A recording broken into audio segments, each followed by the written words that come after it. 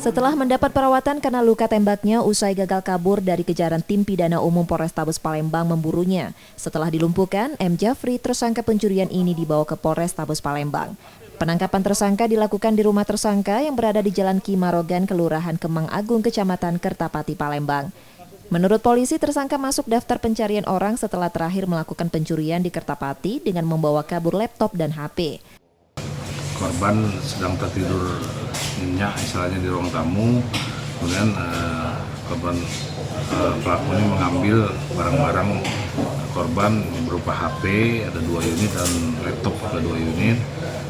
Dia masuk dengan ke rumah korban ya dengan cara melihat pintu yang memang sedang terbuka sehingga dia memanfaatkan peluang tersebut masuk dan langsung melarikan barang-barang yang hasil curiannya tersebut. Karena perbuatannya tersebut, tersangka terancam hukuman 5 tahun penjara. Yudi Kiswanto, Kompas TV, Palembang, Sumatera Selatan.